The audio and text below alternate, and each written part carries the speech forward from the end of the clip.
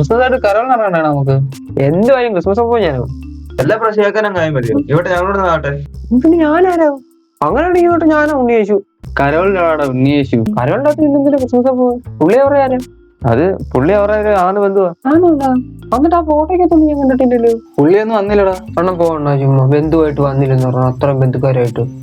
എടാ സംഭവം എന്ന് വെച്ചാൽ പുള്ളി ഒരാകുന്ന ബന്ധുവാടാ. അപ്പം നീ ഇപ്പൊ ഇന്നാ ജനിക്കുന്ന വെച്ചാൽ നിന്റെ പിറന്നാൾ ഇപ്പോഴല്ലേ ആഘോഷിക്കുന്നത്, അടുത്ത വർഷമല്ലേ ആഘോഷിക്കുന്നത്. അതുപോലെ അവരെ ആഘോഷിച്ചപ്പം പുള്ളിയെ വിളിച്ച് പുള്ളി അങ്ങനെ വന്നതാ സമ്മാനം കൊണ്ട്. അതാ ഫോട്ടോയ്ക്കകത്തൊന്നും പുള്ളിയെ കാണാത്തെ. അപ്പൊ പുള്ളി എന്തിനാ എല്ലാ വർഷം സമ്മാനം കൊണ്ട് വരുന്നത്? എടാ എല്ലാ വട്ടോ നമ്മള് പുൽക്കൂട്ടി ഉണ്ണിയേശുവിനെ അല്ലേ വെക്കുന്നത്, അതുകൊണ്ട് പുള്ളി സമ്മാനം കൊണ്ട് വരുന്നത്. അപ്പൊ യേശു വളർന്നൊന്നും പുള്ളിക്കാരെ അറിഞ്ഞില്ലേ? ഇയാളെ അതാലോചിച്ച തലേന്ന് ഉണ്ടാക്കണ്ട. ഇവിടെ ഞാൻ ക്രിസ്മസ് പോകും, അത് ഞാൻ നോക്കിക്കോളാം. നിങ്ങളത് വിടറേ, നമുക്ക് 2 പാട്ട് സെറ്റ് ചെയ്യാം. എല്ലാ വട്ടത്തും കൂട്ടത് പാട്ടൊന്നോ ഈ വട്ടം വെറൈറ്റി പിടിക്കണം നമുക്ക്.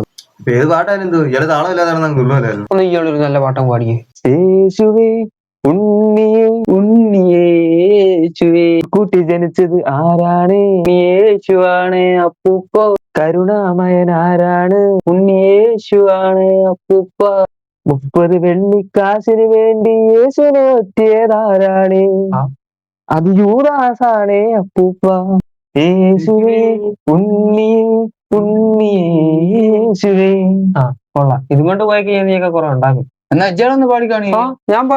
ഞാൻ പാടൂന്ന്. കുട്ടി ജനിച്ചത് നമ്മുടെ ഉണ്ണിയേശു പൊന്നേശു.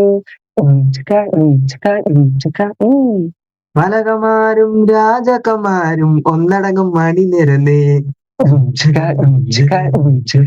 മഞ്ഞു പെയ്യുന്ന ധനുമാസത്തിൽ പുൽക്കൂട്ടിൽ പിറന്നവനെ.